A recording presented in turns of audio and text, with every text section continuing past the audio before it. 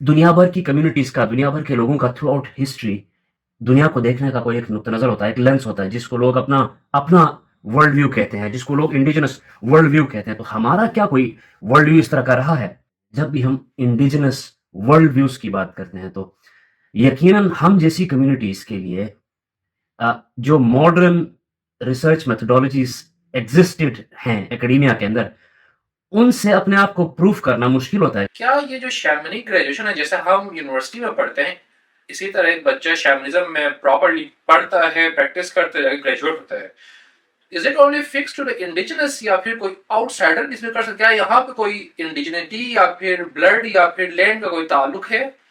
शामनिक world view basically इस duality के अलग खड़ा हो जाता है। वो बोलता है कि मतलब नॉन लिविंग कुछ भी नहीं है, सब कुछ लिविंग है।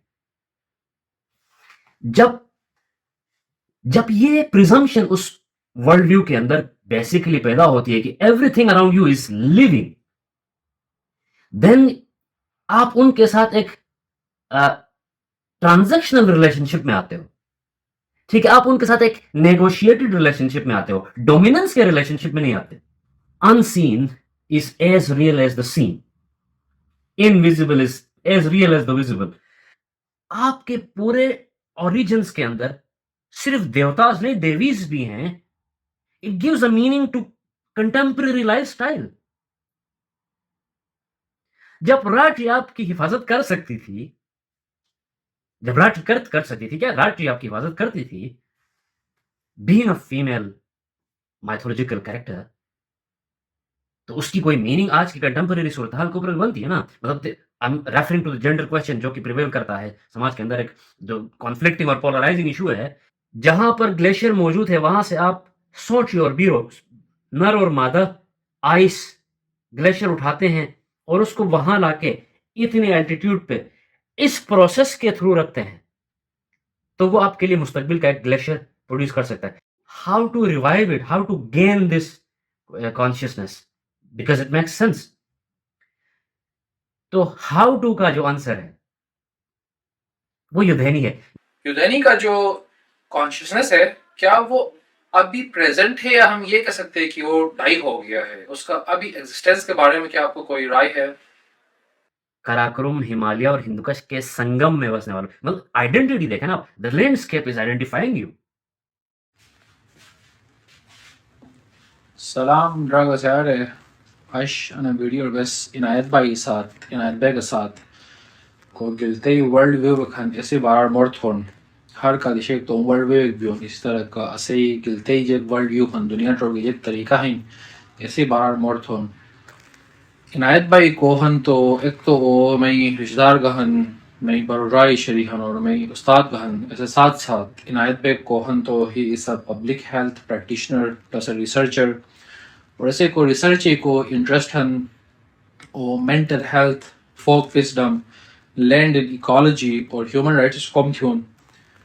And in some ways, most probably shamanic worldview barar more thorn और अन्य से बारार मई को इंटरेस्ट पैदा भी सोल और इनायत भाई वजह शकी भी सोल एक दफ़ा पे चाय एक्सपोर्ट और बैठे असलस और कौन मास इनायत भाई जो खुजास की जे गिलते कहानी ग्रत कि मास डॉक्यूमेंट्री सनो को अना अशुर तकरीबन 3-4 साल पहला ही मोर हन तो उस बार कि ऐसे को शैमनिज्म हन शैमनिक वर्ल्ड व्यू हन ऐसे बार उस मर चगत हो कैसे जो बात मैं इनसुला इंटरेस्ट पैदा हुई और मतलब जो बार बार स्टार्ट था तो Anisha Karmas, a big shout out to Mr. Inayat Beg for this. Now we'll talk with Inayat Beg. Yeah.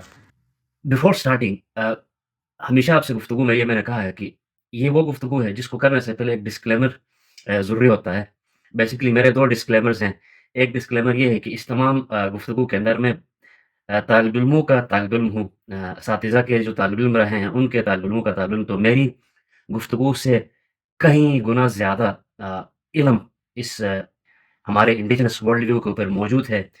साथ ही दूसरा देखें कि अगला जो डिस्क्लेमर मेरा है वो ये है कि जब भी हम अपनी फ़ोक विज़डम की बात करते हैं, जब भी हम इंडिजिनस वर्ल्ड व्यूज़ की बात करते हैं, तो यकीनन हम जैसी कम्युनिटीज़ के लिए जो मॉडर्न रिसर्च मेथोडोलॉजीज़ एक्जिस्टेड हैं एकेडेमिया के अंदर, उनसे अपने आप को प्रूव करना मुश्किल होता है, क्योंकि ये एक बड़ा सबऑर्डिनल थॉट है कि आप अब अभी उस पे काम शुरू करने की सोच रहे हैं। हम अगर इस सारी गुफ्तगू में कोई नौजवान दोस्त, कोई साथी हमसे ये पूछते हैं कि अच्छा ये जो आपने बात की, इसका रेफ़रेंस किधर है? तो इसका डिस्क्लेमर में जवाब पहले हम दे देते हैं कि इसका रेफ़रेंस हमारी रिवायात में और हमारी एंशिएंट मेमोरी में मौजूद है, जो हमारी लैंग्वेज और कस्टम्स के थ्रू, रिचुअल्स के थ्रू हम तक पहुँची है। हाँ, अलबत्ता एपीए रेफ़रेंस कोई आर्टिकल इस पे हमारे बुज़ुर्गों ने नहीं छापा है। तो हाँ, अलबत्ता हम छापेंगे और आने वाली नस्लों के लिए एक रेफ़रेंस मॉडर्न एकेडमिक स्टाइल्स के ऊपर भी मौजूद होगा। गिवन दैट, अब ये डिस्क्लेमर बताने के बाद आपने जो बुनियादी सवाल पूछा है वो ये कि दुनिया भर की कम्युनिटीज़ का, दुनिया भर के लोगों का थ्रू आउट हिस्ट्री दुनिया को देखने का कोई एक नुक्ता नज़र होता है, एक लेंस होता है जिसको लोग अपना अपना वर्ल्ड व्यू कहते हैं, जिसको लोग इंडिजिनस वर्ल्ड व्यू कहते हैं। तो हमारा क्या कोई वर्ल्ड व्यू इस तरह का रहा है? हमारा वर्ल्ड व्यू खुशकिस्मती से रहा भी है और उसके ट्रेसेस मौजूद भी हैं।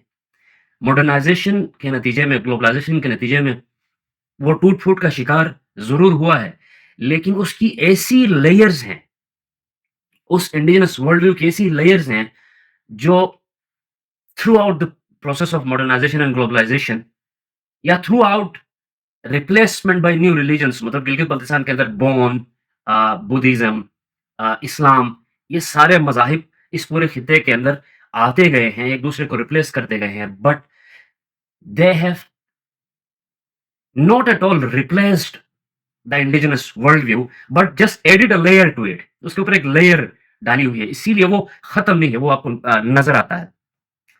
इस सारी गुफ्तगू के अंदर जो हम अपने वर्ल्ड व्यू की बात करते हैं, तो हमारा इंडिजिनस वर्ल्ड व्यू बड़ा एनिमिस्टिक, शामनिक हमारा वर्ल्ड व्यू रहा है और उसी के ट्रेसेस की मैं बात करता हूँ जो बहुत सारे असातिज़ा ने उसके ऊपर लिखा है और मौजूद है कि गिलगित-बल्तिस्तान का जो इंडिजिनस वर्ल्ड व्यू है या रहा है, ये कहना गलत नहीं होगा कि वो अपने एसेंस के अंदर शैमनिक है, एनिमिस्टिक है।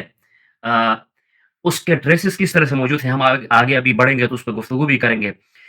लेकिन इसके अंदर एक बुनियादी बात समझने की है कि आज की दौर में भी शैमनिज़्म की गुफ्तगू पिछले कई सालों में दोबारा उभर कर नौजवान नस्ल के सामने आनी शुरू हो गई है। ये एक बड़ी, मैं समझता हूँ कि खुश आइन बात भी है कि बहुत सारी चीज़ें हमारी एंशिएंट मेमोरी की खो रही थी with the passage of time, जब हमारे बुजुर्ग दुनिया से चले जा रहे हैं, उसके साथ नए लोगों के पास वो मेमोरी बच नहीं रही है। बट कुछ ऐसे मौज़ूआत हैं, कुछ ऐसे सब्जेक्ट्स हैं जिनके ऊपर नौजवानों के अंदर बड़ी अपील पिछले कई सालों से, पिछले कुछ सालों से बल्कि कहना मुनासिब होगा कि वो बड़ी है और उनमें से एक हॉट टॉपिक हमारा शैमनिक ओरिजिन्स का है, जिसके ऊपर नौजवान बहुत गुफ्तगू कर रहे हैं। मतलब मेरे लिए सबसे खुशाइन बात ये है कि आप जिस ऐज में हैं, आप जिस उम्र में हैं और आप जिस इंस्टीट्यूशन में हैं, आप जिस सब्जेक्ट से आपका ताल्लुक है, आपने अपने एकेडमिक वर्क के लिए इसको डॉक्यूमेंट करना चाहा। Where did that come from into your mind? मतलब कुछ साल पहले तक नौजवानों के अंदर ऐसा कुछ बतौर एकेडमिकली करना, शायद हमने उसको आमियाना तौर पर उस तरह से नहीं देखा। But this is very pleasing कि मतलब आप जब इसको डॉक्यूमेंट करते हैं, तो ये आपकी डॉक्यूमेंटेशन के नतीजे में इस एंशिएंट मेमोरी की उम्र और लंबी हो जाती है। It becomes valid for another few years, if not another few hundred years. कुछ डेकेड्स तक इसकी उम्र बढ़ जाती है इस एंशिएंट मेमोरी की और this what we all need to do. बहुत सारे नौजवानों को ये करने की ज़रूरत है। अब उससे पहले कि जब हम कहते हैं कि यार शामनिक वर्ल्ड व्यू, तो मुख्तसरन उसका तारुफ कैसे किया जा सकता है कि शामनिक वर्ल्ड व्यू है क्या? तो असातिज़ा ने लिखा है कि शामनिक वर्ल्ड व्यू बुनियादी सी एक कॉमन सेंस की बात करता है। वो बोलता है कि सारी दुनिया अलाइव है। सिर्फ़ आप और अ, कुत्ते, बिल्ले, जानवर ये अलाइव नहीं है। माउंटेन्स अलाइव हैं, घास अलाइव है, पत्थर अलाइव हैं, ग्लेशियर्स अलाइव हैं, ज़िंदा हैं। अ पहाड़ ज़िंदा हैं, ग्लेशियर ज़िंदा हैं, दरिया ज़िंदा है, नदी-नाले ज़िंदा हैं, दरख्त जिनको मतलब जो बायोलॉजिकल साइंसेज़ या दीगर साइंस जिसमें मतलब लिविंग और नॉन लिविंग की एक कंपैरिज़न अर्ली एजुकेशन में होती है कि ये लिविंग है, ये नॉन लिविंग है। शामनिक वर्ल्ड व्यू बेसिकली इस डुअलिटी के अलग खड़ा हो जाता है। वो बोलता है कि मतलब नॉन लिविंग कुछ भी नहीं है, सब कुछ लिविंग है। जब जब ये प्रिजम्पशन उस वर्ल्ड व्यू के अंदर बेसिकली पैदा होती है कि everything around you is living, then आप उनके साथ एक ट्रांजैक्शनल रिलेशनशिप में आते हो। ठीक है, आप उनके साथ एक नेगोशिएटेड रिलेशनशिप में आते हो, डोमिनेंस के रिलेशनशिप में नहीं आते। ठीक है, पत्थर है, नॉन लिविंग है, आप उठा के इधर उधर फेंक सकते हैं, फेंक तो सकते हैं। मतलब हम जब अपना वर्ल्ड व्यू बताते हैं, शामनिक ओरिजिन्स का वर्ल्ड व्यू बताते हैं, तो हम ये नहीं कहते हैं कि अब दुनिया को ऐसी होने की जरूरत है या हमारे नौजवानों को भी ऐसे होने की जरूरत है। हम कहते हैं कि हमारे सोचने का तरीका क्या था वो बता रहे हैं। हमें दुनिया को देखने का हमारा नजरिया क्या था, हमारे लेंसेज क्या थे जिनके जरिए हम दुनिया को देखते थे। यानी कि पत्थर, दरिया, पहाड़, जब इनको आप लिविंग बींग्स समझते हो, तो आप उनके साथ एक नेगोशिएटेड रिलेशनशिप में आते हो। और उस नेगोशिएटेड रिलेशनशिप में आने का मकसद ये कि when you start negotiating, you deny dominating. देखिए, आप डोमिनेंस करना बंद कर देते हो। You don't dominate over the mountains now. आप जो है पहाड़ पे, नदी नालों पे डोमिनेट नहीं करते हो, नेगोशिएट करते हो उनके साथ। उनसे कुछ लेते हो, उनको कुछ देते हो, because everything around you is living. Aziz भाई जो हैं, अज़ीज़ रिदात साहब का यहाँ ज़िक्र पार्टिकुलरली इम्पोर्टेंट है, क्योंकि ये ये सारी गुफ्तगू हम तक पहुँची उनके सालों के टायरलेस काम से, जिसको उन्होंने लिखा, किताबी शक्ल दी, आर्टिकल्स पब्लिश्ड हैं दुनिया के बेहतरीन नामवर जर्नल्स में।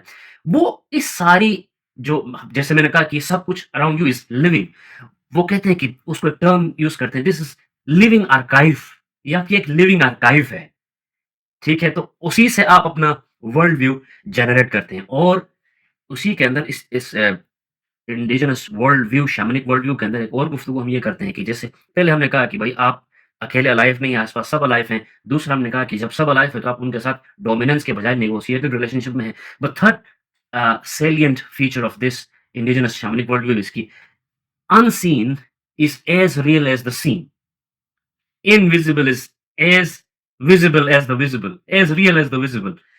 अच्छा, इसको लोग 2 सूरतों में देख सकते हैं। व्हाइल ग्रोइंग अप हम खुद इस थॉट को डिनाई करते थे, क्योंकि हमने मॉडर्न साइंस पढ़ी। अब मॉडर्न साइंस गलत तो नहीं है, लेकिन मॉडर्न साइंस की उस अंडरस्टैंडिंग से हमने कहा देखो यार, ये वहम परस्ती की बात है। ये जिन, परियाँ, ये ये मतलब अनसीन जिनको हम कहते हैं, वो बड़ी वहम परस्ती की बातें, तरक्की की सोच को काउंटर करने के मुतारिफ है ये बातें। तो जब हम कहते हैं कि अब इंडिजिनस वर्ल्ड व्यू को समझकर हम कहते हैं कि no, unseen is as real as the seen, तो हम साइंटिफिक और रैशनल थॉट को डिनाई करके ये नहीं कह रहे कि नहीं ये सब कुछ एग्जिस्ट करते हैं, हमारे आसपास मौजूद हैं, हमें नजर नहीं आती हैं, ऐसा भी नहीं कह रहे। हम सिर्फ और सिर्फ ये कह रहे हैं, ये पॉइंट बहुत इंपॉर्टेंट है समझने के लिए। हम ये कह रहे हैं कि this is how we have been looking at the world throughout the history. हम दुनिया को ऐसे देखते थे। हमारी सदियों पुरानी जो तारीख है, उसके अंदर जो हमारी एंसेस्ट्री रही है शैमनिक ओरिजिन्स के साथ, उन्होंने दुनिया को ऐसे देखा है। अब ऐसे देखने का क्या मतलब है? मतलब what does it mean practically कि भई unseen is as real as scene.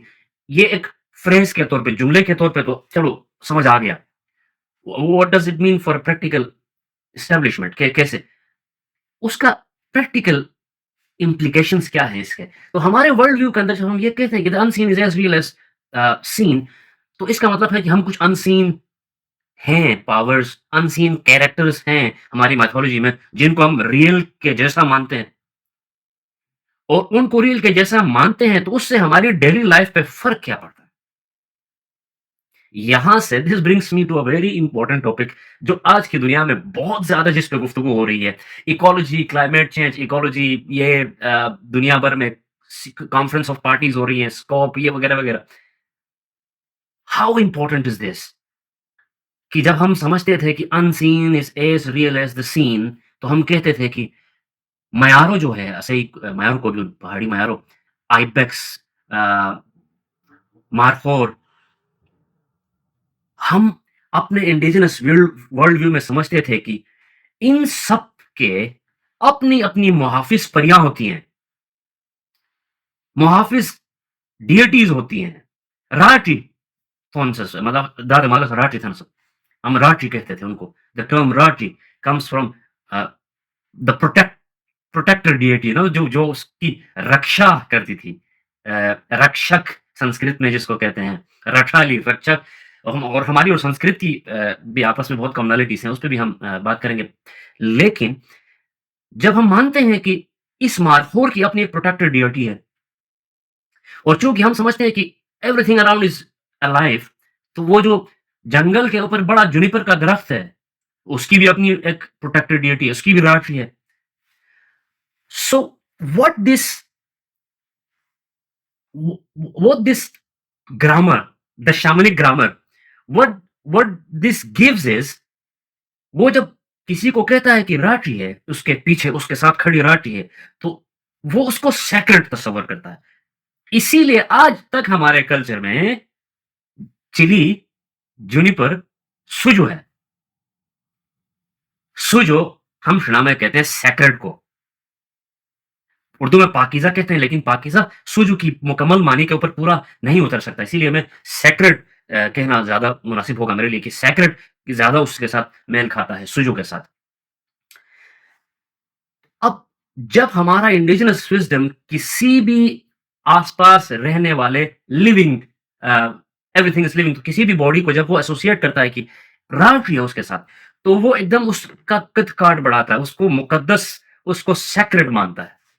ठीक है? हाँ, मुकद्दस is a good word for सुजो, हम कह सकते हैं, करीबी-करीबी है। तो उसको सैक्रेड बनाता है। एंड व्हाट हैपेंस जब उसको सैक्रेड बनाता है, उससे मतलब हम बेसिकली उसकी असल प्रैक्टिकल दुनिया से कोई लिंक ढूँढना चाह रहे हैं ना, कि ये रेलेवेंट भी है कि नहीं है। अदरवाइज़ ख़याली कहानियाँ माइथोलॉजी की तो बहुत हैं, लेकिन उसका लिंक देखें। व्हेन वी प्रिज्यूम कि जुनिपर सैक्रेड है, उसके साथ उसकी प्रोटेक्टिव रक्षाली मौजूद है, राष्ट्र मौजूद है, तो फिर उसके साथ एक पूरा प्रोग्रामिंग आती है लैंग्वेज के ऊपर, कि भई देखो, चूँकि जुनिपर के साथ उसकी राष्ट्र मौजूद है, you can not just stand up tomorrow and go and cut a juniper. आप उसको ऐसे ऐसे जाके जुनिपर काट के नहीं आ सकते हो, भई राष्ट्र ही है। मयारो आइबेक्स के साथ, मार्कोर के साथ जब राष्ट्र ही है, तो वो प्रैक्टिकल इम्प्लीकेशन उसकी ये है, वो ये बताना चाह रहा है कि बस आप कल सुबह उठ के जाके नज़र आ गया, मयारो मार के आ गए। You can not do that, ऐसा पॉसिबल ही नहीं है। क्योंकि उसकी राष्ट्र ही है। उसकी प्रोटेक्टेड डिटी उसके साथ खड़ी है, और उसके साथ कर्सेस भी हैं। और कर्सेस पे हम बात करेंगे दानियाल, बहुत इंपॉर्टेंट है हमारे लैंग्वेज में, जो शामलिक ग्रामर से कर्सेस आए हैं। अब कर्सेस क्या हैं? अब चूंकि लोग इस पे बिलीव करते हैं, इस वर्ल्ड व्यू पे, तो कहते हैं कि देखो, अगर आप उस पूरे ड्यू प्रोसेस को फॉलो नहीं करते, जिससे डीटी का कंसेंट लिया जाए, डीटी से कंसेंट लेना, रजामंदी लेना बहुत जरूरी है। अगर वो किए बगैर आप आइबेक्स का कत्ल करेंगे, या आप जुनिपर काटेंगे, तो the protected deity keeps following you, keeps cursing you, और आपको कहीं का नहीं छोड़ेगी वो। राट इस फत न थी तू, अगर तुस मयारो मरा, या तुस चिली चरप था, ऊपर उससे ख्याल छोड़ो कुछ बगैर, जिसके जरिए आपने डीएटी को कंसेंट के लिए आमादा करना था। अब this straight away stops deforestation. This straight away stops killing of endangered species. ठीक है? उस माउंटेन कम्युनिटी के अंदर मयारो था, एंडेंजर्ड था, उसको उन्होंने मतलब मॉडर्न दुनिया आज कह रही है ये सारी बातें, बट ये हमारे फोक विजडम के अंदर, फोक लैंग्वेज में, क्योंकि वो फोक लैंग्वेज में है, तो मॉडर्निटी उसको वहम परस्ती कहकर रद्द कर देती है। बट इफ मतलब आप जैसे नौजवान इसको मॉडर्निटी के क्राइटेरिया के ऊपर उतारते हैं, मॉडर्निटी की लैंग्वेज में लिखते हैं, मॉडर्निटी के टर्म्स के साथ उसको जोड़ते हैं, देन उसकी ऑडियंस बढ़ जाती है, and then the world might look into it. और इसको दुनिया को दिखाने की इसलिए जरूरत नहीं है कि हम दिखाना चाहते हैं कि हम कैसे लोग थे, इसलिए जरूरत है कि दुनिया इससे सीखे और रेप्लिकेट करे इसको, कहां कहां जरूरत पड़ती है उसकी। अब मयारो और जुनिपर की जो बात हमने की, अब हालांकि देखें ना, लोकल सोसाइटीज ऐसी थी जिनका तमाम इन्हसार जो है पहाड़ी कल्चर पे था।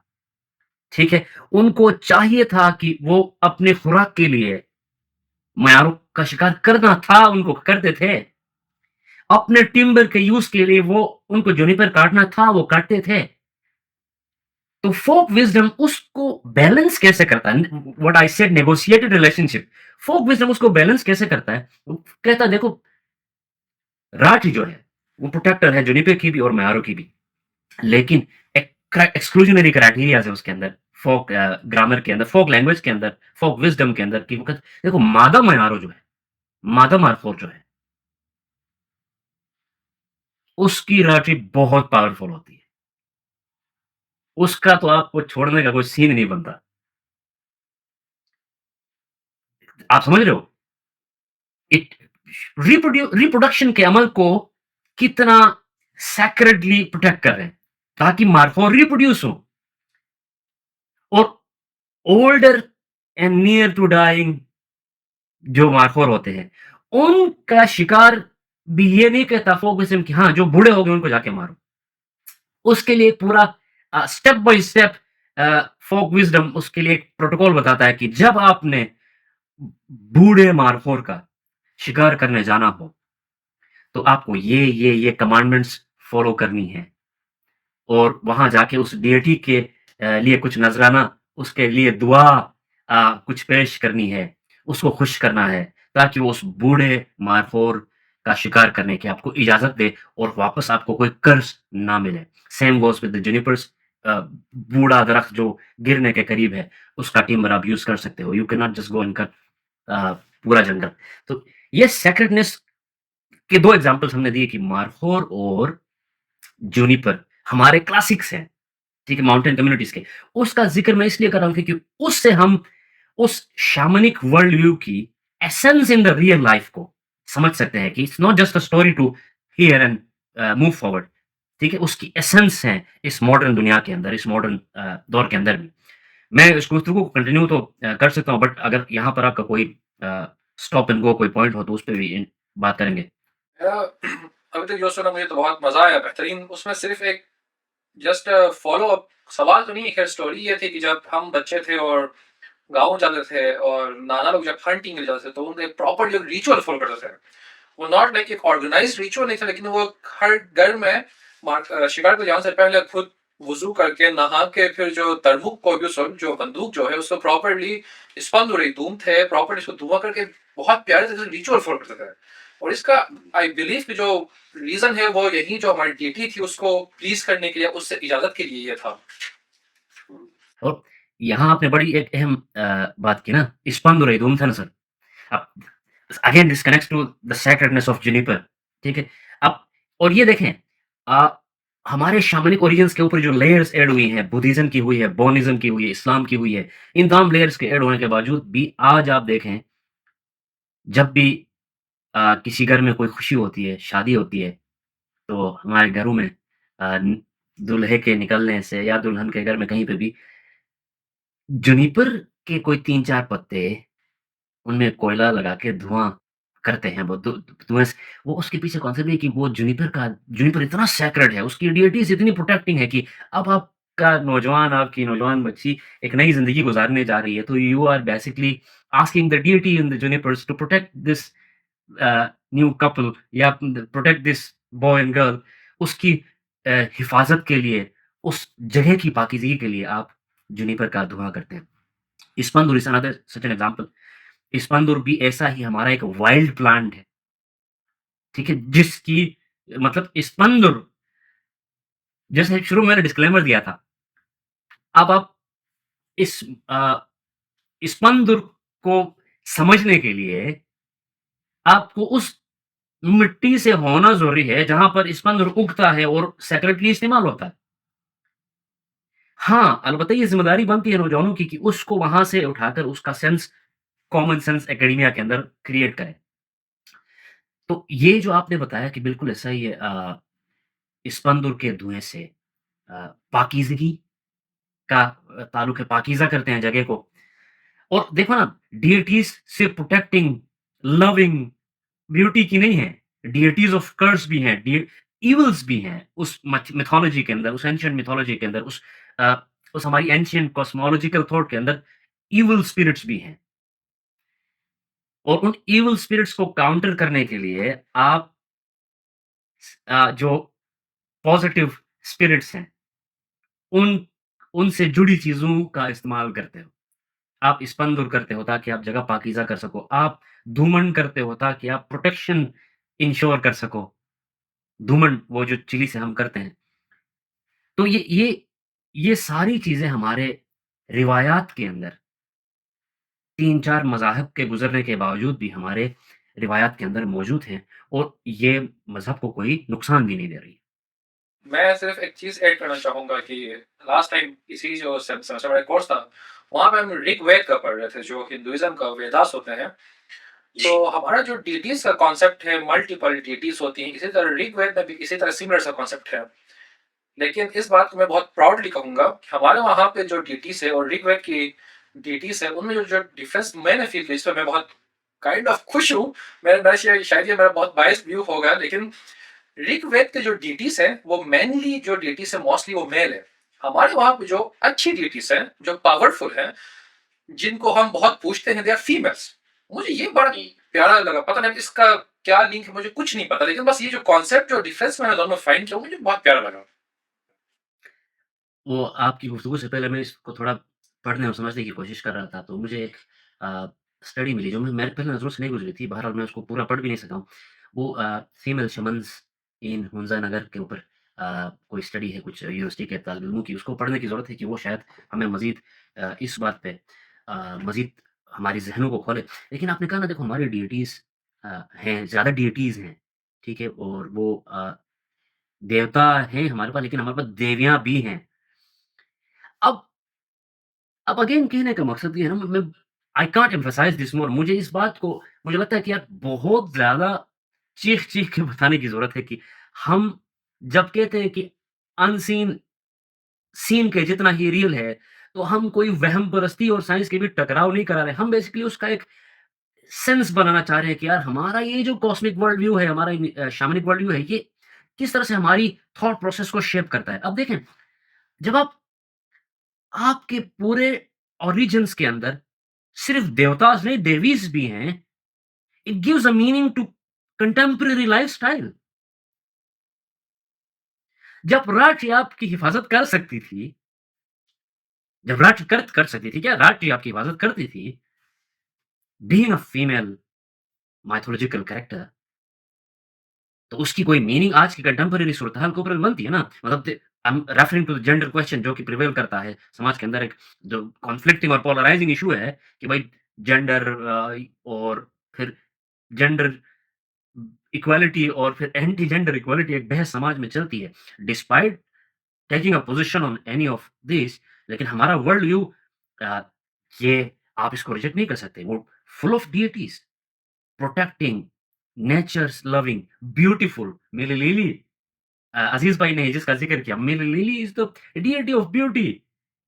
मैं मेरे ख़्याल से अगले जो 8-10 मिनट है उनके अंदर मैं जो गुफ्तगू करना चाह रहा हूँ वो अज़ीज़ उल इलाद साहब का ही एक और अ पार्ट है जिसके अंदर से मैं ये गुफ्तगू उठाना चाह रहा हूँ कि अज़ीज़ भाई कहते हैं कि लैंडस्केप शेप्स कॉन्शियसनेस और वो कैसे करते हैं उसके अंदर वो 3 चीज़ें कहते हैं कि मोरालिटी, आइडेंटिटी, स्पिरिचुअलिटी ये तीनों आपके इस लैंडस्केप के नतीजे में तय होती हैं।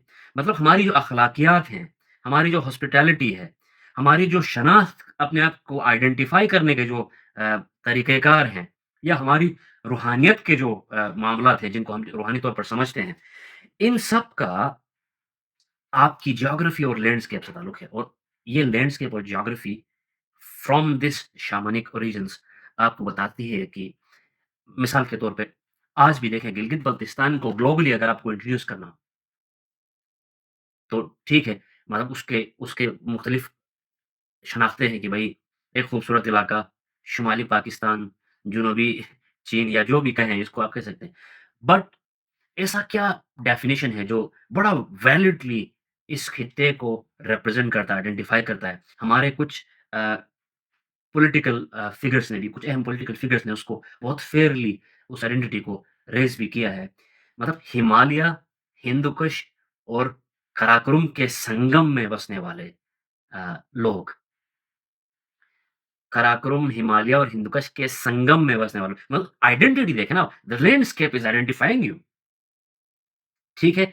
यानी कि चलो वैसे somos kama tayo man tu मौका पियो की रवा बहुत साकी गिछई हवा बहुत गायक ना जावेद खान है मतलब गिछई हवा जाबिर भाई जब उसको एक्सप्लेन करते हैं तो वो गिछई गई हवा ही जगत है उस गिछई गा और गिछई के साथ जुड़ी हुई उस खूबसूरत सूरत हाल का वो जिक्र करते हैं मतलब उस गांव का नाम ही गिच के बारे में ख्याल ये है हमारे बुजुर्गों का कि गिच का नाम ही मॉडिफाइड वर्जन ऑफ गेकेच है तो और हमारा गांव का नाम ही हमारी landscape shaping identities from the shamanic world view बताता है हमारा गेकेच मतलब नाले के करीब ग हमारी जुबान में नाला है जो ग्लेशियर का पानी बहता है कैच हमारा डायरेक्शन बताता है कैच नाम है डायरेक्शन कैच यानी कि नियर टू द नाला गेकिच उससे मॉडिफाइड नाम है गिच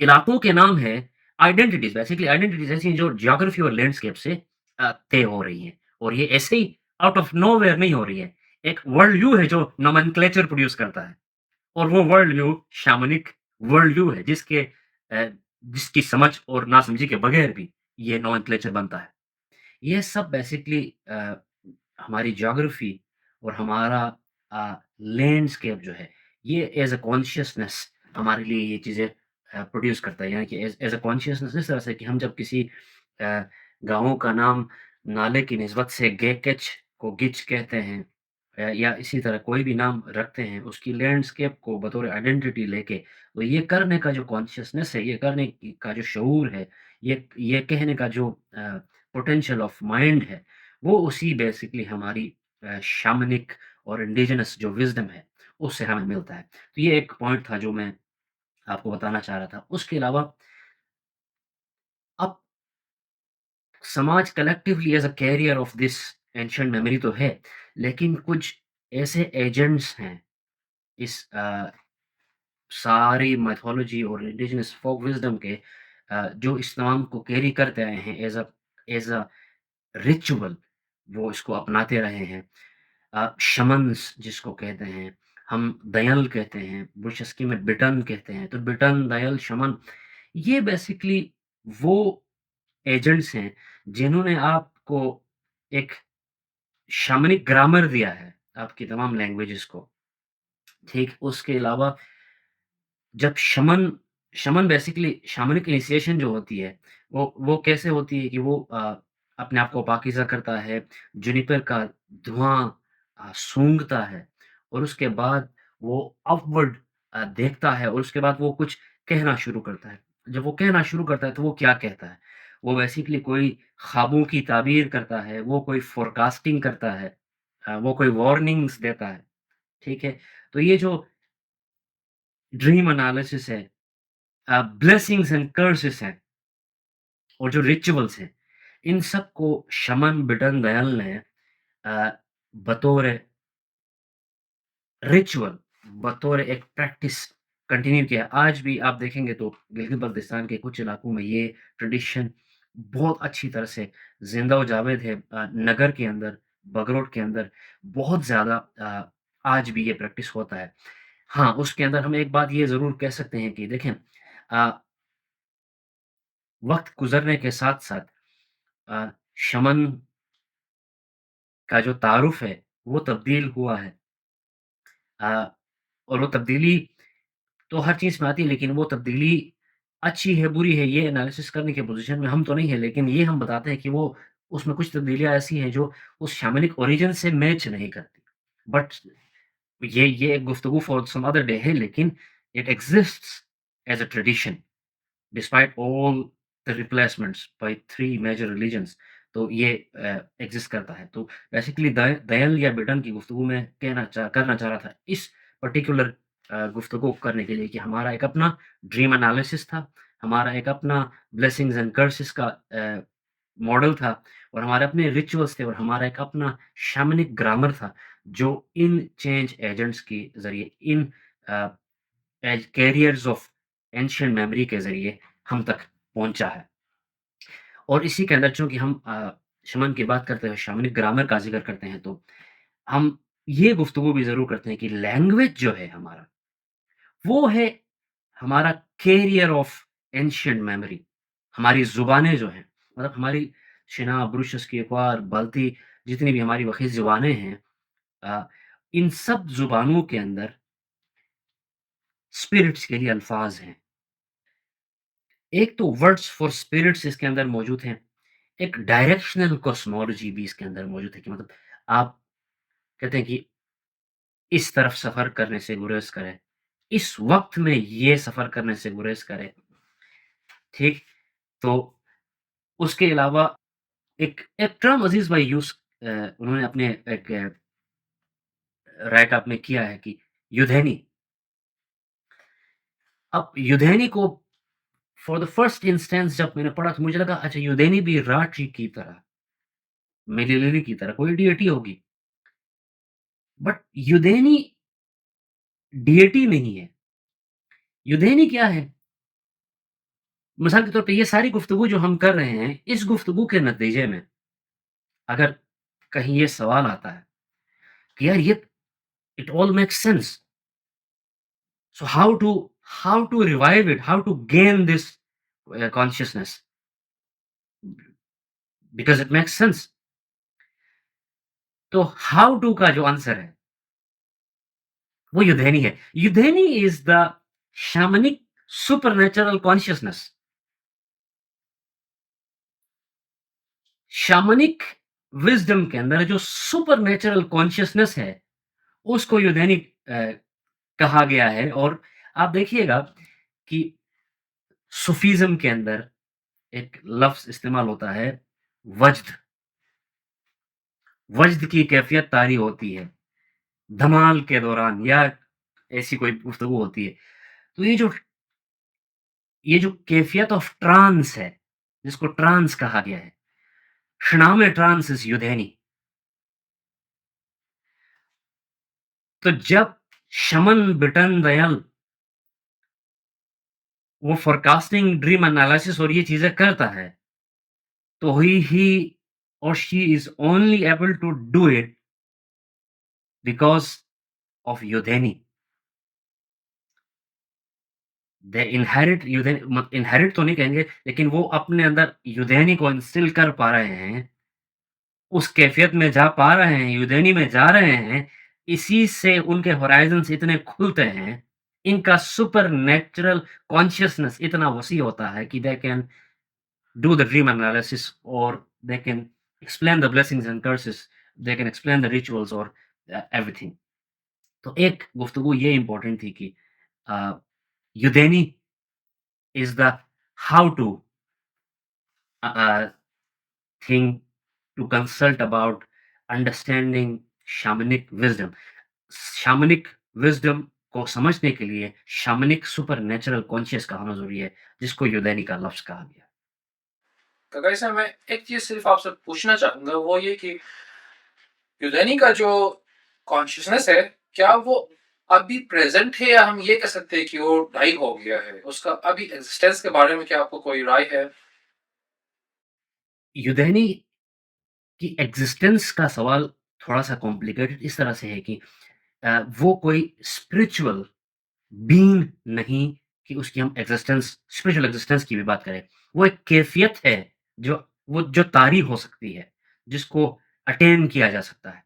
यानी कि आज भी शमन्स जब जुनिपर सूंघने के बाद एक अ, मस्त-सी वज्द-की-सी कैफ़ियत में जब चले जाते हैं, तो वो यूदेनी में चले जाते हैं बेसिकली।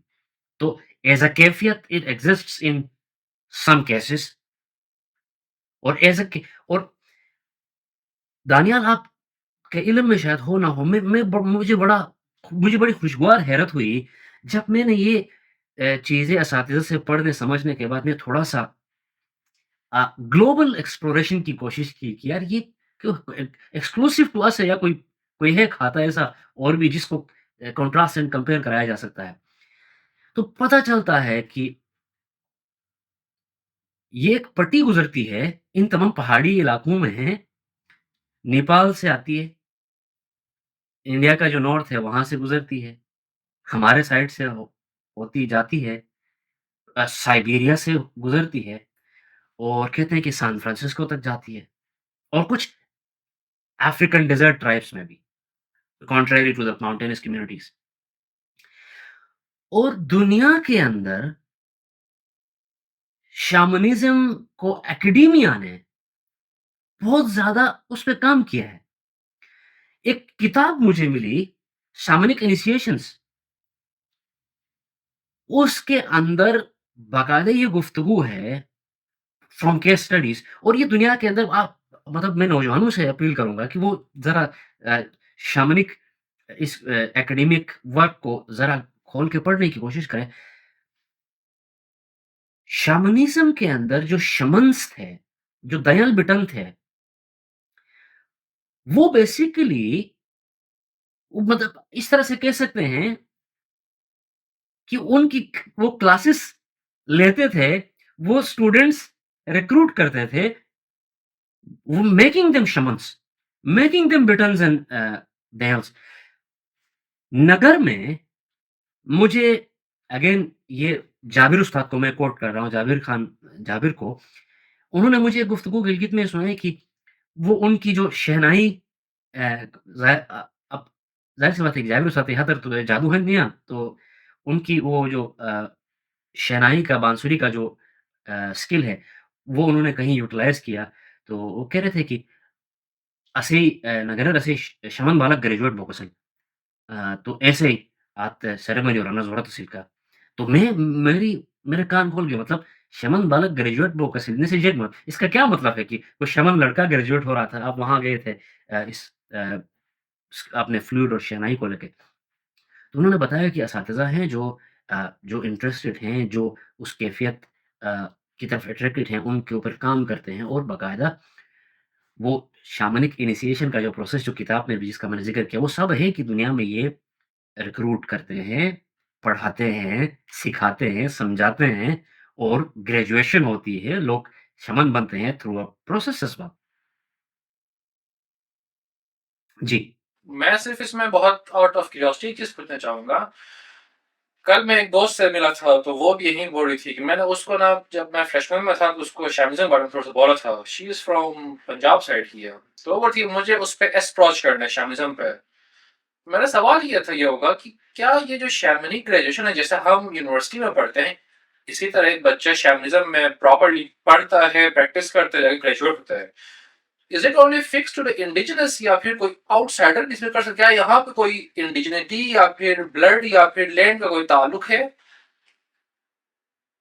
मेरे लिए बड़ा मुश्किल सवाल है इसको एड्रेस करना, लेकिन जितनी मेरी महदूद सोच है, इस तमाम प्रोसेस के अंदर जितना मैं समझ पाया हूँ, अ, कुछ मेरे जानने वाले दोस्त मौजूद हैं जिन्होंने मूव किया है अमेरिका से, और वहाँ पर अ, उन्होंने बाकायदा वो शैमनिज़्म की क्लासेस अटेंड की हैं, और वो शमन्स हैं।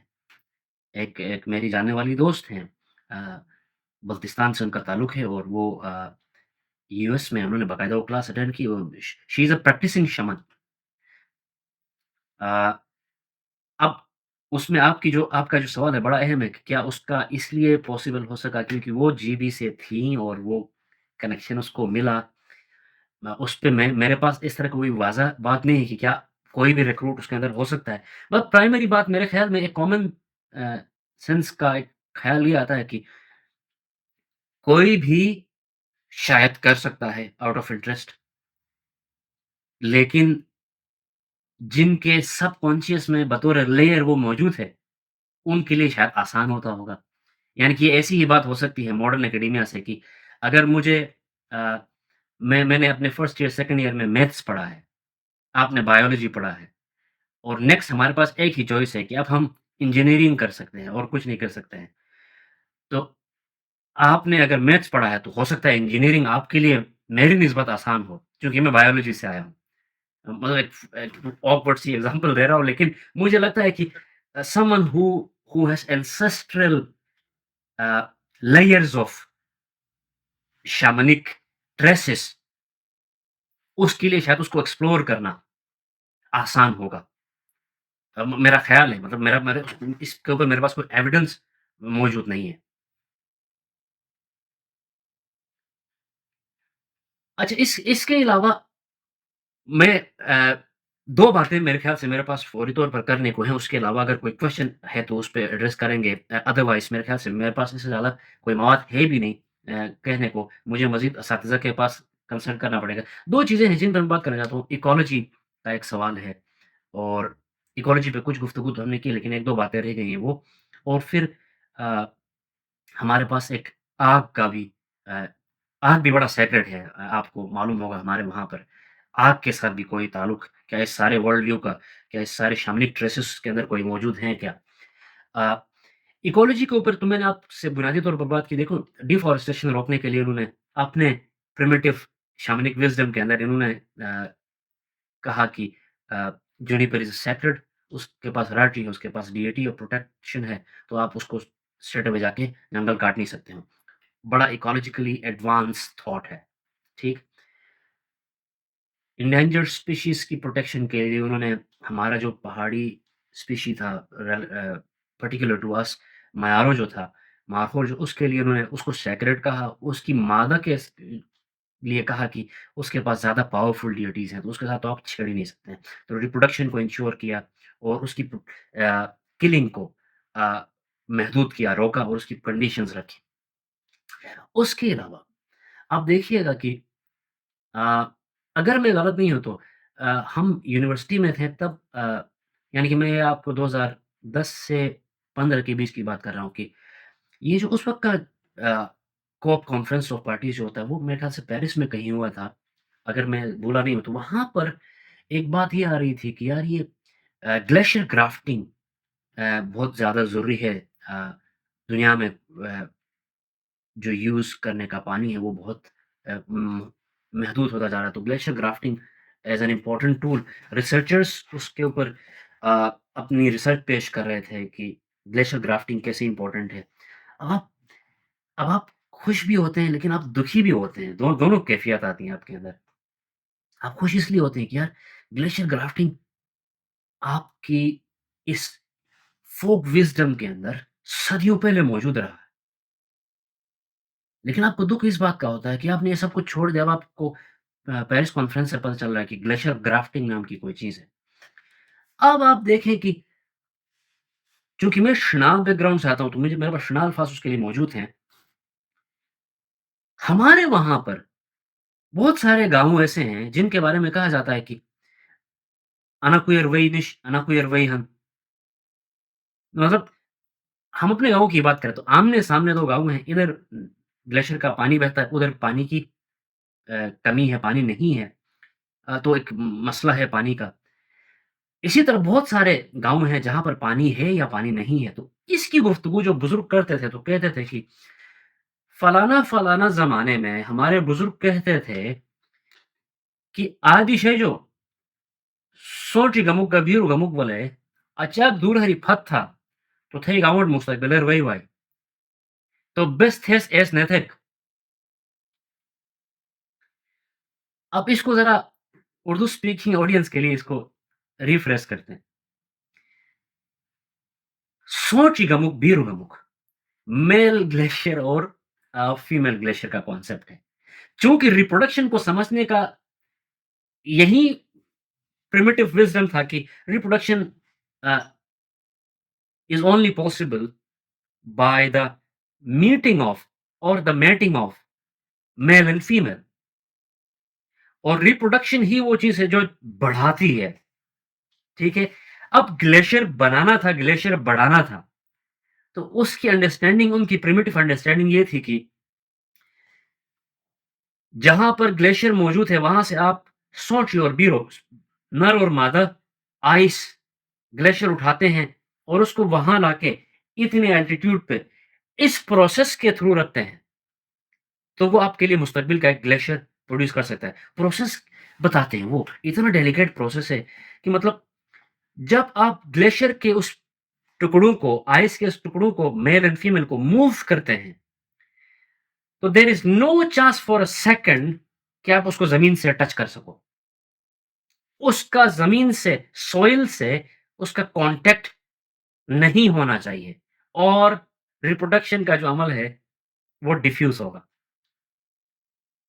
तो इसका मतलब ये था कि जो लोग इ इस ग्लेशियर के पार्ट्स को ट्रेवल कराते थे ग्रुप ऑफ पीपल जो मुख्तलिफ protection to the cold from hands करके उसको सर से ऊँचा उठाना था, सर से ऊँचा उठा के चलते थे and when they get tired उसी तरह से ही नेक्स्ट बंदे को पास ऑन करना था till they reach the altitude that is said to be making this glacier reproduction या मॉडर्न अ, दुनिया की ज़ुबान में ग्लेशियर ग्राफ्टिंग।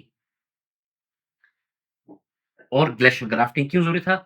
पानी बन सके और पानी से ज़िंदगी मुमकिन हो सके। ये सारा आज का इकोलॉजिकल थॉट है but this was present in our primitive consciousness, primitive wisdom.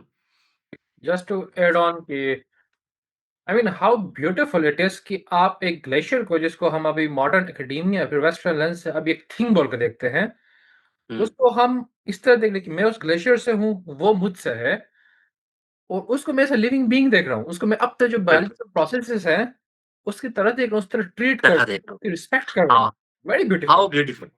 आपने ये बहुत प्यारे तरीके से इसको बयान किया ना कि आप उस ग्लेशियर के बनने के अमल को भी देखने का लेंस आपका ये है कि they are reproducing like us. जो शुरू में हमने नहीं कहा everything around us is alive. तो ग्लेशियर अलाइव है तो वो मैट करता है, रिप्रोड्यूस करता है। Looking at it like that बहुत अच्छा। यहाँ मैंने जैसे कहा कि अब वो आग की एक एसेंस हमारे कल्चर में थ्रू आउट रही। अब भी ये शमन की तरह नहीं है कि जो कुछ एक्सक्लूजनरी या कुछ एक्सक्लूड होके कुछ जगहों तक महदूद हुई हो।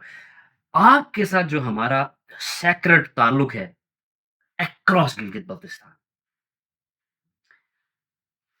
मतलब अक्रॉस द माउंटेन कम्युनिटीज़ भी होगा। मतलब गिलगित-बल्तिस्तान के तो हम पास ही हैं तो हम एविडेंस हैं, खुद एविडेंस आपको दे सकते हैं। आग का ताल्लुक हमारे पास अ, शामनिक जो थॉट है उससे भी आता है और हमारा जो बोर्न ओरिजिन रहा है, उससे भी आता है। अब सिम्बोलिज़्म क्या है? हम सिम्बोलिज़्म पे बात करते हैं क्योंकि हम सिर्फ़ माइथोलॉजिकल कहानियाँ सुना के आगे पास नहीं करना चाहते हैं। हम उसकी सिम्बोलिज़्म और उसकी एसेंस, उसका impact in the real life समझना चाह रहे हैं। आग को हमारे इंडिजिनस वर्ल्ड व्यू के अंदर 4 उसकी सिम्बोलिज़म्स हैं। As consciousness, as transformation, as a bridge between worlds और एज़ एन इमोशन। मतलब सबसे पहले अगर आप देखें एज़ अ कॉन्शियसनेस आग को हमारे इंडिजिनस वर्ल्ड व्यू ने as a consciousness as as a शऊर कैसे देखा है?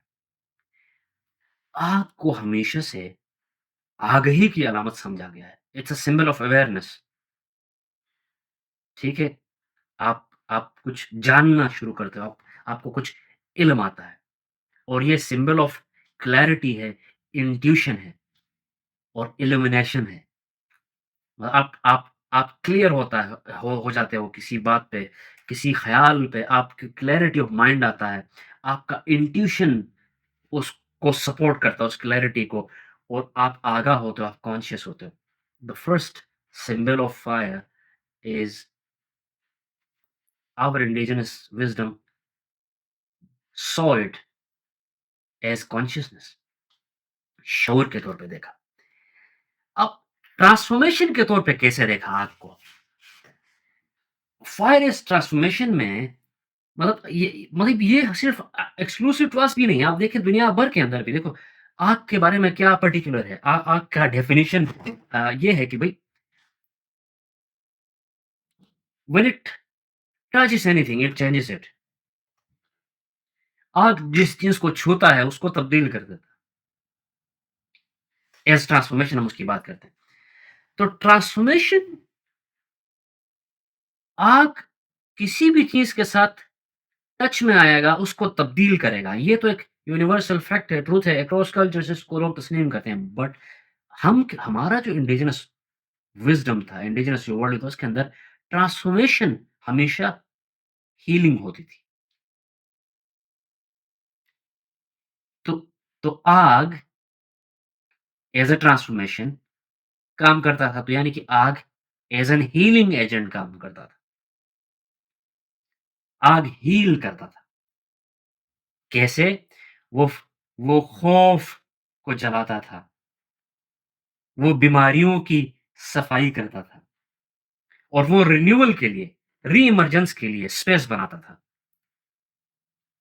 ये सारे उसके अंदर बतौर सिंबल मौजूद हैं, आग के अंदर मटीरियली भी।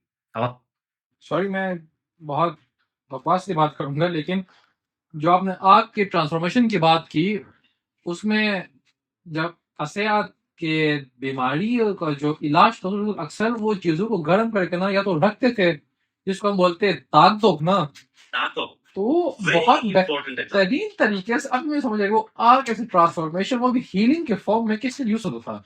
क्योंकि दाग तो पेनफुल प्रोसेस है, बट वो होता था और प्रैक्टिस अब भी है, कम है तो लेकिन है। या प्लीज़। अब अब ये कितनी इम्पोर्टेंट बात है ना, देखो आपने कहा ताकतों के न का एग्ज़ाम्पल है।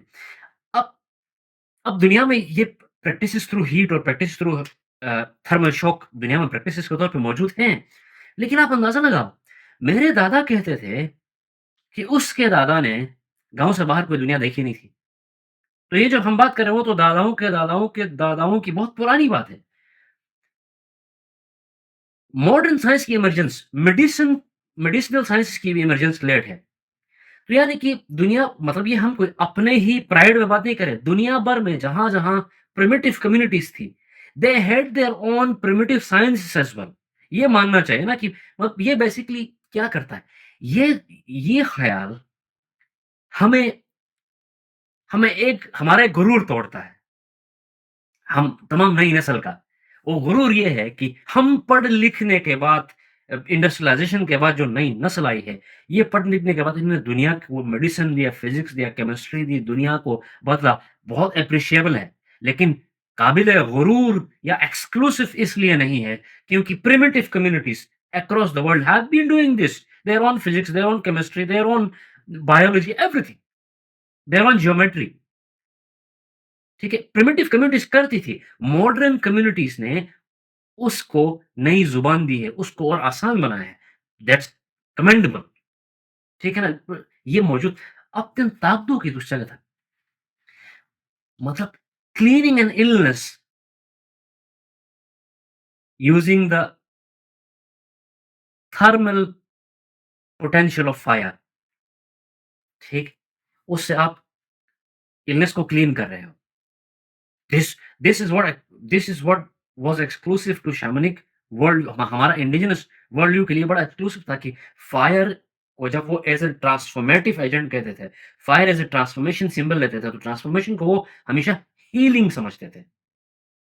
और हीलिंग के अंदर यही था कि भई आपकी इलनेसेस को क्लीन कर रहा है, आपकी रिन्यूअल के लिए वो स्पेस बना रहा है और आपका खौफ मिटा रहा है। अब देखो ना, अ, लकड़ियों का कोई बड़ा पाइल है कहीं पे, आप वो स्पेस उसने ली हुई है ना, आज आप आग लगाते हो, तो क्या होता है?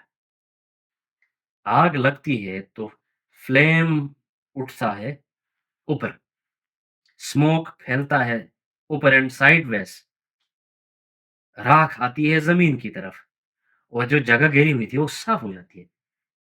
वो जगह स्पेस बनती है फॉर रिन्यूअल। तो जो शामनिक वर्ल्ड व्यू है, वो कहीं से इम्पोर्टेड वर्ल्ड व्यू नहीं है। वो out of the mountains, out of the trees, out of the fire, out of the water, वहीं से देखकर उसी को मीनिंग दी है उन्होंने। व्हेन दे से जब वो कहते हैं कि हमारे इंडिजिनस वर्ल्ड व्यू के अंदर जब वो कहते हैं कि fire makes space for renewal, तो वो ऐसे ही बैठ के कोई फ़लसफ़ियाना ख़्याल नहीं मार रहे हैं। मटीरियली देख रहे हैं कि it's making space for renewal और फिर वो अपनी लाइफ़ में उसको कनेक्ट करते हैं। ठीक? ये आग का वो जो दूसरा फ़ीचर था एज़ अ ट्रांसफ़ॉर्मेटिव एजेंट या एज़ ट्रांसफ़ॉर्मेशन। तीसरा जो अहम पहलू है आग का सिम्बोलिज़्म है, fire has always been a connecting agent between worlds. दुनियाओं को आपस में जोड़ने का ब्रिज बना है आग हमारी इंडिजिनस वर्ल्ड व्यू की सिंबलिज्म के अंदर। मिसाल के तौर पे देखो ना, शमन क्या करता है? शमन आग के ज़रिए ही फिज़िकल से स्पिरिचुअल में जाता है। वो फायर को आग को इस्तेमाल करके वो ट्रैवल करता है from the physical to the spiritual. यानी कि इसकी जो युद्धेनी आती है, उसका जो ट्रांस आता है, जो उसको लेके जाता है इस दुनिया से उस दुनिया के बीच में, फिज़िकल टू स्पिरिचुअल उसको जो ट्रैवल कराता है, वो आग को इस्तेमाल करता है as a tool, as a bridge to travel between 2 worlds. तो आग is a connection between worlds, इसकी तीसरी अहम सिम्बोलिज़्म है कि वो ट्रैवल कराता है। अब जो मैंने थोड़ी देर पहले आपको एग्ज़ाम्पल दी थी कि लकड़ियों का एक गुच्छा है, आग लगाते हैं, स्मोक कम्स अप, अब अपना flame goes up, smoke moves around और उसके अंदर एक वार्म्थ गर्मी पैदा होती है आस-पास। देन रखो तो सर्दियों में हमारे पास बड़ा कॉमन है कि घर के अंदर हो या घर के बाहर हो, हगा रखे बूटे आस-पास बेन ना, तो ये कोई रॉकेट साइंस तो नहीं है कि भई आग जलाई है, ठंड लगी तो आस-पास बैठेंगे, गर्म ही होंगे ना ऑफ कोर्स इसमें उसमें क्या ज़्यादा सोच विचार करने वाली बात है। बट इंडिजिनस वर्ल्ड व्यू इसको सिर्फ़ इतने पे रोकता नहीं है। वो कहता है कि when you lit the fire, जब आप आग जलाते हो, तो the flame carries prayers upward. उसको मीनिंग दे रहा है ना, उसको उसको समझने का एक अपना नज़रिया दे रहा है। जो फ्लेम है, वो आपकी दुआओं को लेकर ऊपर जाता है। स्मोक जो है, इट कैरीज़ मेमोरीज़। धुआँ एक याददाश्त बनाता है, आस-पास फैल जाता है। धुआँ ऊपर जाती है, याददाश्तें आस-पास रह जाती हैं और warmth from the fire gathers communities. यानी कि आग की जो वार्म्थ है, वो सिंबल ऑफ कलेक्टिविज़्म है, जमा करने का सिंबल है वो। उसका फ्लेम का ऊपर जाना हमारे जमा होकर जो हम अपनी खुशहाली के लिए दुआएँ माँगते हैं, वो ऊपर लेके जा रहा है। लेकिन यहाँ बैठकर हमने जो दुआएँ की हैं, उसकी मेमोरी स्मोक उस हवा में बिठाता है हमारी आने वाली नस्लों के लिए कि ये लोग यहाँ जमा थे, इन्होंने बैठ के यहाँ दुआएँ माँगी थी, खुशहाली की जैसे, ठीक है? तो बहुत पावरफुल सिम्बोलिज़्म है और finally fire as an emotion, गुस्से के लिए, पैशन के लिए, पर्पस के लिए, हमेशा वो मतलब अक्रॉस कल्चर्स भी है कि इस बंदे के अंदर आग है ना? रन हागार खान लखस मुझे कहते हैं ना तो मतलब हागार खान कहते हैं ना, हागार खान थोके अनु अनु अना ग्रामर कौन युवान अना अनुलफस कौन हुआ मतलब वो आता है हमारी उस अ, क्या था शामनिक सुपरनैचुरल कॉन्शियसनेस से आती है ना ये सारी वोकैब्युलरी, ये सारा ग्रामर, बाल खा जा खगा रखा तो ये एज़ एन इमोशन अ, इस्तेमाल होता है सिंबलिज़्म के अंदर। तो ये कुछ चीज़ें जो फायर के हवाले से हाँ, और फायर की सैक्रेडनेस की डेली लिविंग एग्ज़ाम्पल्स देखो तो मतलब हमारे घरों में आज तक ये होता है कि आप गुदर अजील मोगनिश ट्रांसलेटिंग इट कोई भी ऐसी जगह जहाँ आग जलाई गई है, आप उसके ऊपर से फलांग कर नहीं जा सकते।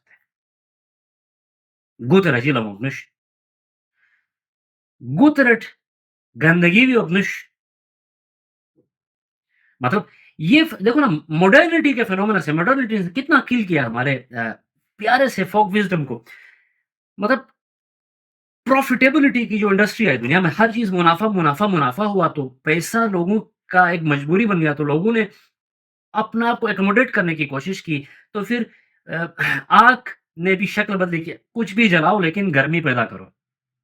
मकसद गर्मी इंडिजिनस विज़डम के अंदर आग सिर्फ़ गर्मी नहीं देता था। वो गर्मी देना उसका काम था लेकिन वो सिर्फ़ गर्मी नहीं देता था। वो गर्मी के साथ एक पूरा सेंस ऑफ बिलॉन्गिंगनेस देता था। But they all has vanished आग के अंदर गंदगी नहीं डालनी थी। अब ये जो सारा पॉल्यूशन है, आग के अंदर गंदगी नहीं डालना है। अगेन कमिंग टू इकोलॉजी आप देखेंगे अब हमारे गाँव में भी ये होता है। शहरों में तो बहुत पहले ये अब लोग कचरा इकट्ठा करेंगे, आग लगाएँगे कचरा कुंडी में। मतलब आप देखें ना कॉन्ट्रडिक्शन देखें इस मॉडर्न थॉट के अंदर, इस फेलियर ऑफ इस सिस्टम के अंदर कि कचरा जमा हुआ है, पॉल्यूशन है, ठीक है। उस पॉल्यूशन को साफ करना है। ज़मीन की पॉल्यूशन को साफ करके हवा को पॉल्यूट करना है, ठीक है? ये इंडिजिनस फ़ोक विज़डम के अंदर हमारे मौजूद था एज़ एन एसेंशियल पार्ट कि आग के अंदर कोई गंदगी नहीं जा सकती। ना गंदगी के अंदर आग जा सकती है। ठीक?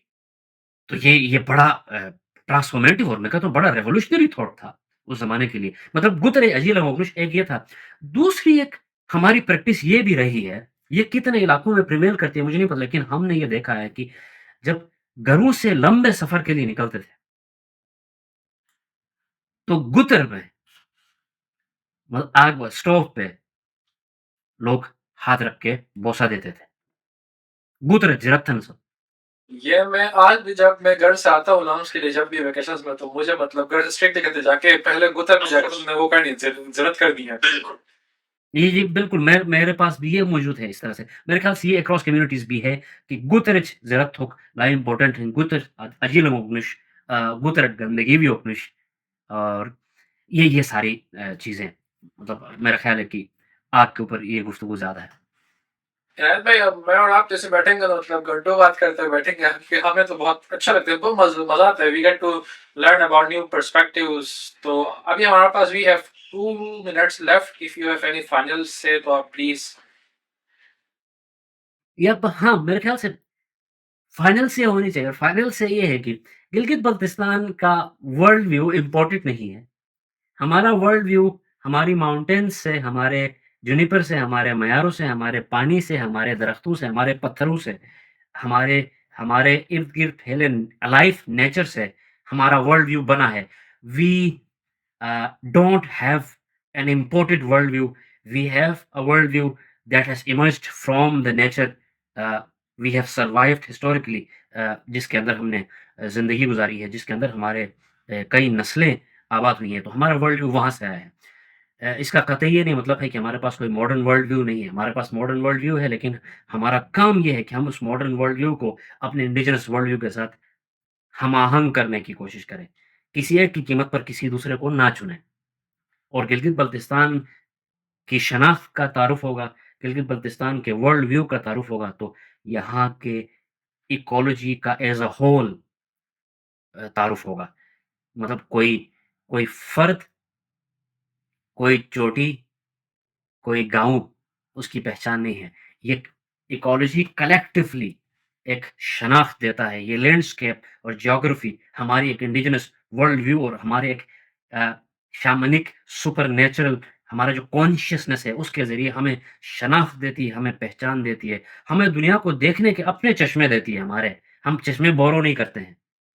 तो हमें उस पर प्राउड भी होना चाहिए और लेकिन तंग-नज़र भी नहीं होना चाहिए कि अब हमारे पास ये चश्मे हैं, बाकी चश्मे दुनिया में किसी काम के नहीं हैं। हमें ये चश्मे अपने पहनकर दुनिया को देखने और समझने की कोशिश करनी चाहिए, ताकि बदलती दुनिया में हम अपनी जड़ें ना काटें और अपने जड़ों को काट कर फिर जड़ कटेगी तो तन्ने ने देर सवेर सूखना ही है। तो जड़ों को मज़बूत करने, जड़ों को समझने का एक प्रोसेस है ये इंडिजिनस वर्ल्ड व्यू, लेकिन ये दुनिया को भी समझने का एक प्रोसेस है। तो इसके लिए मेरी फाइनल गुज़ारिश with an appreciation to what you are doing ये है कि जो नौजवान हमारे गिलगित-बल्तिस्तान के दुनिया भर में हैं, उनसे ये गुज़ारिश है कि if few of us cannot carry out the work like Daniel is doing, we should at least read and listen to what people are doing in this particular section. हमें पढ़ना चाहिए, हमें उसको समझना चाहिए और इसको आगे बढ़ाना चाहिए। थैंक यू बहुत बहुत शुक्रिया बहुत टाइम लिया और बहुत मजा आया I guess thank you thank you बहुत thank you for what you are doing. Thank thank you बहुत शुक्रिया चले फिर बात होती है अब तक ख्याल रखिएगा अल्लाह हाफिज यू। श्योर, जुगोर।